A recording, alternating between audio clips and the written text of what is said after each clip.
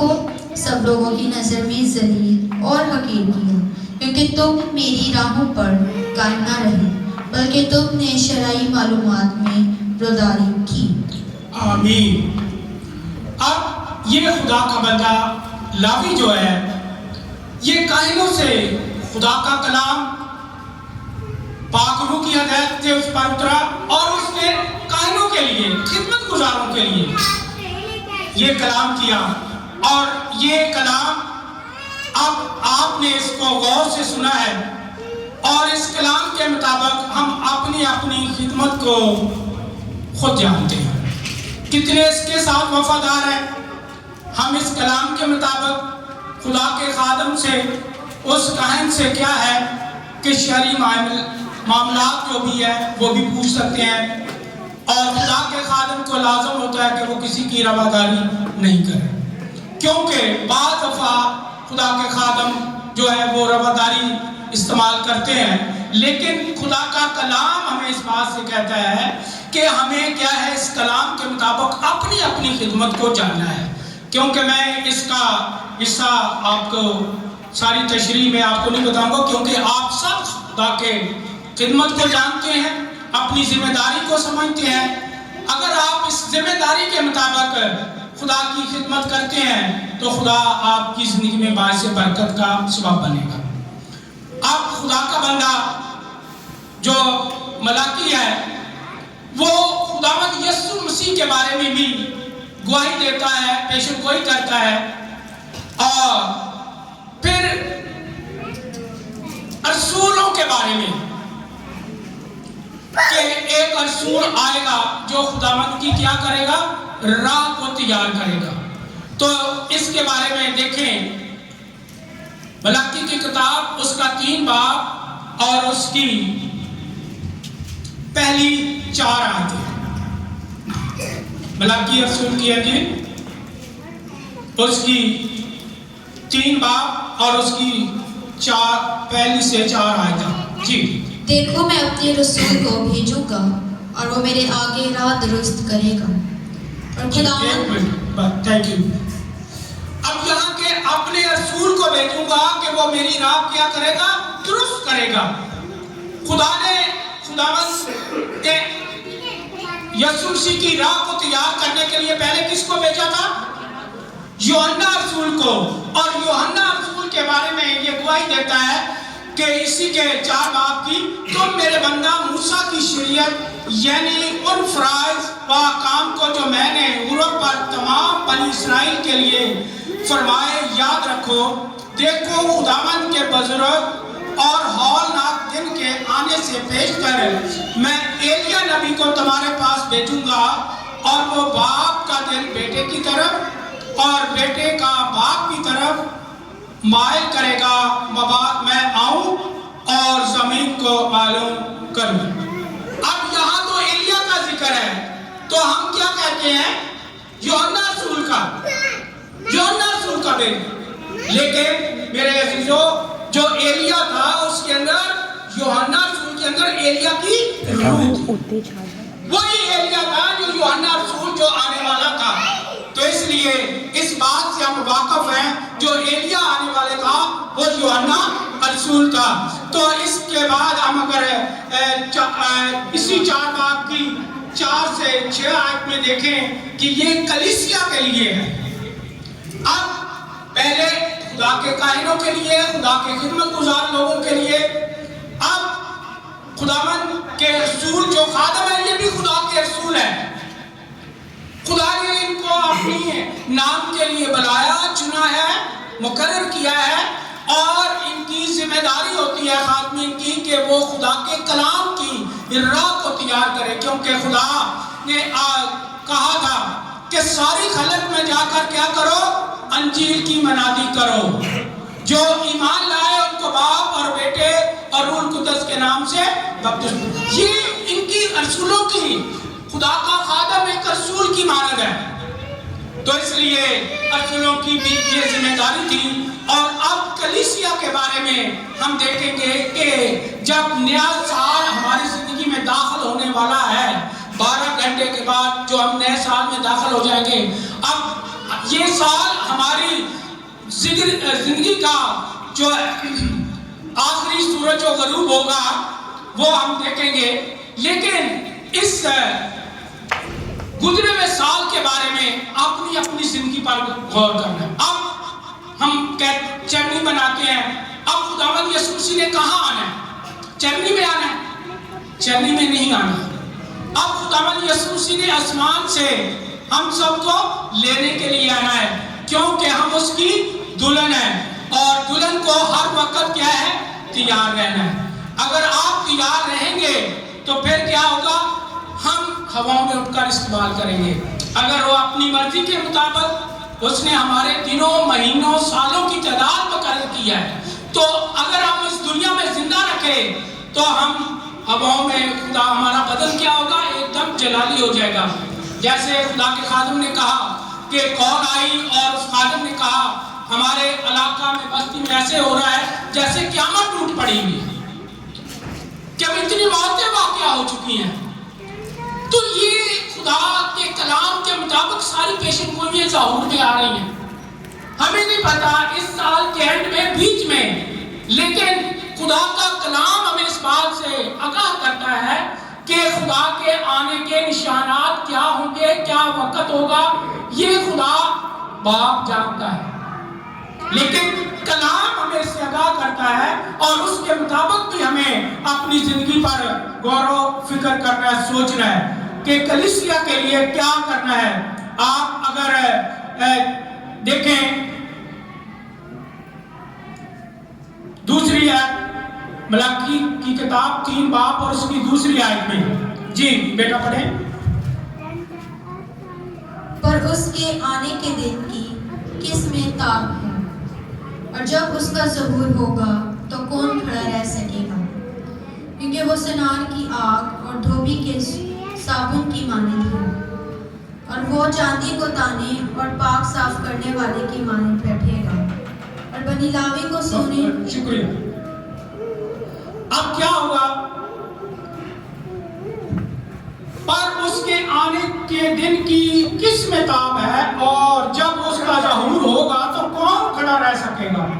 کیونکہ وہ سنار کی آگ اور دھوبی کے صابن کی مانند ہوگا، وہ چاندی کو تانے اور پاک کرنے والے کی مانند بیٹھے گا، بنی لاوی کو سونے اور چاندی کی مانند پاک صاف کرے گا، تاکہ وہ راست بازی سے خداوند کے حضور حضرت گزارے۔ اب یہاں خدا کا بندہ ملاکی اس بات سے آگاہ کرتا ہے، کون اس کی تاب لا سکے گا، کون اس کے سامنے کھڑا ہو سکے گا؟ وہ سنار کی آگ اور دھوبی کے صابن کی مانند خدا کا چہرہ کس طرح نورانی ہو سکتا ہے کہ انسان دیکھ کر اس کو زندہ نہیں رہ سکتا؟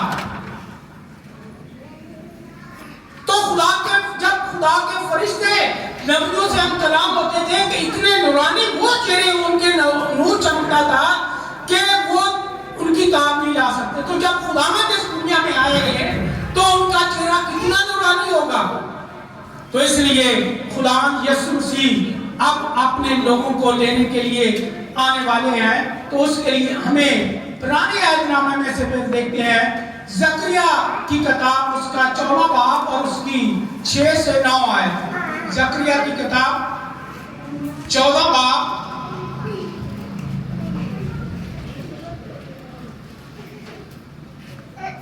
اور اس روز روشنی نہ ہوگی اور اجرم فلک چھپ جائیں گے، پر ایک دن ایسا آئے گا جو خداوند ہی کو معلوم ہے، وہ نہ دن ہوگا نہ رات، لیکن شام کے وقت روشنی ہوگی۔ اور اس روز یروشلم سے آب حیات جاری ہوگا، جس کا آدھا بحر مشرق کی طرف بہے گا اور آدھا بحر مغرب کی طرف۔ گرمی سردی میں جاری رہے گی، اور خداوند ساری دنیا کا بادشاہ ہوگا۔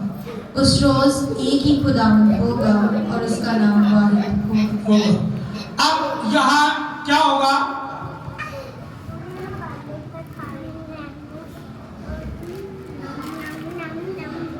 اور اس روز روشنی نہ ہوگی اور ارض میں فلک چھپ جائیں گے، پر ایک دن ایسا آئے گا جو خداوند کو معلوم ہے۔ وہ دن صرف خداوند کو معلوم ہے. کسی انسان کو, کسی نبی کو کچھ نہیں پتا کہ وہ دن کس طرح کا ہوگا. وہ نہ دن کو ہوگا نہ رات, لیکن شام کے وقت روشنی ہوگی, روشنی ہوگی, نہ دن ہوگا نہ شام.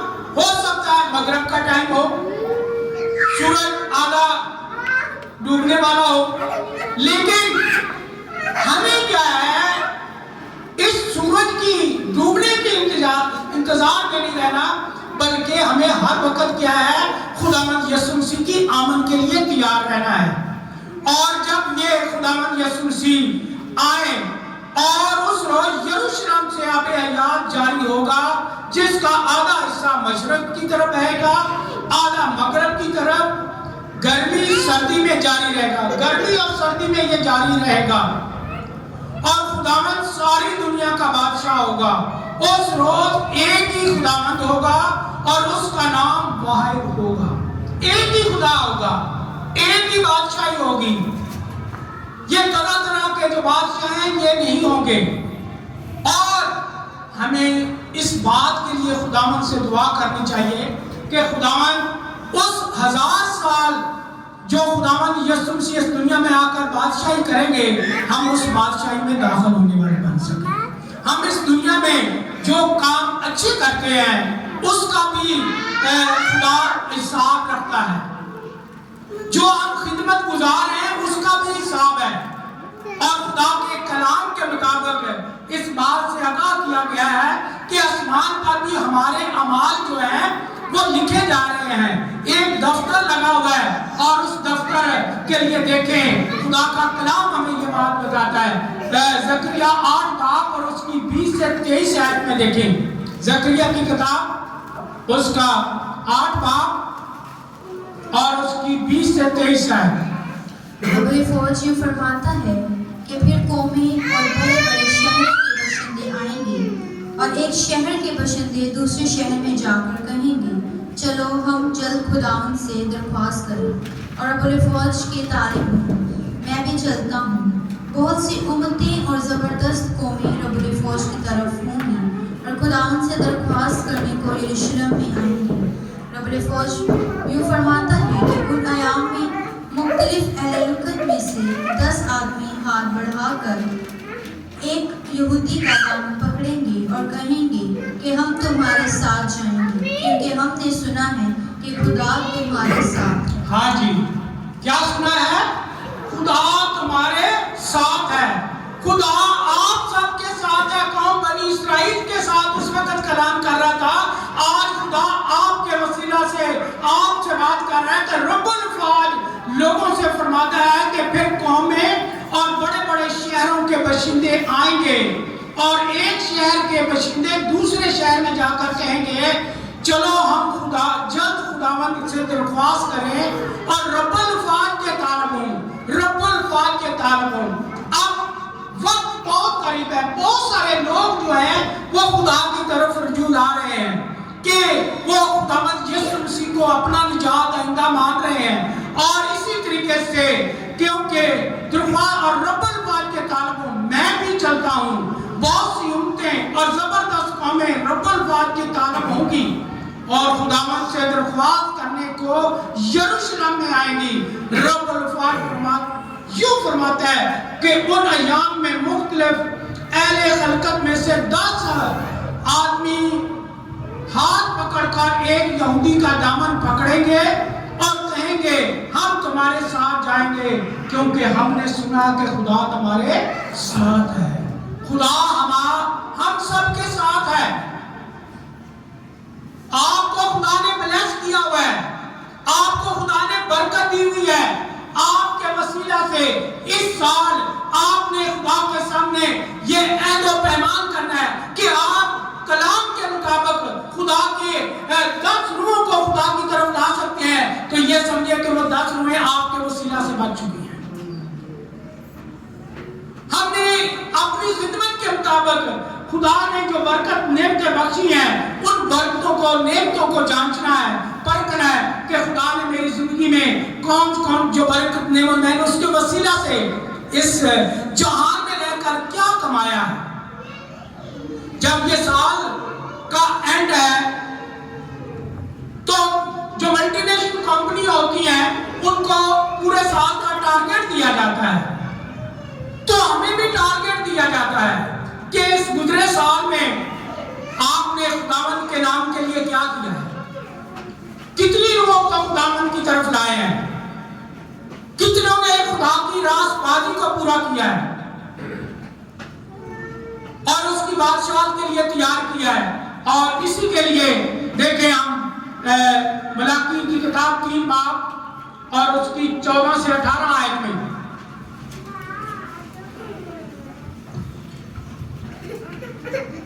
جی تم نے تو کہا خدا کی عبادت کرنا عبث ہے، رب الفوج کے حکام پر عمل کرنا اور اس کے حضور ماتم کرنا لا حاصل ہے۔ اور اب ہم مغروروں کو نیک بہت کہتے ہیں، شریر برومند ہوتے ہیں اور خداوند کو آزمانے پر بھی رہائی پاتے ہیں۔ تب خدا ترسوں نے آپس میں گفتگو کی اور خداوند نے متوجہ ہو کر سنا، اور ان کے لیے جو خداوند سے ڈرتے اور اس کے نام کو یاد کرتے تھے اس کے حضور یادگار کا دفتر لکھا گیا۔ رب الفوج فرماتا ہے، اس روز وہ میرے لوگ بلکہ میری خاص ملکیت ہوں گے، اور میں ان پر ایسا رحیم ہوں گا جیسا باپ اپنے خدمت گزار بیٹے پر ہوتا ہے۔ تب تم رجوع لاؤ گے اور صادق اور شریر میں خدا کی عبادت کرنے والے اور نہ کرنے والے میں امتیاز کرو گے۔ اب یہاں دیکھو بعض دفعہ لوگ کیا کرتے ہیں، خدا کے گھر میں نہیں آتے، کیا فائدہ ہے؟ بہت سارے چھٹی ہوتی ہے لیکن خدا کے گھر میں نہیں آتے، کہتے بھائی کلام تو سننا ہے یا ٹی وی میں بیٹھ کے سن لیتے ہیں۔ لیکن میرے عزیزوں، جو خدا کے گھر میں آنے کی برکت ہے وہ گھر میں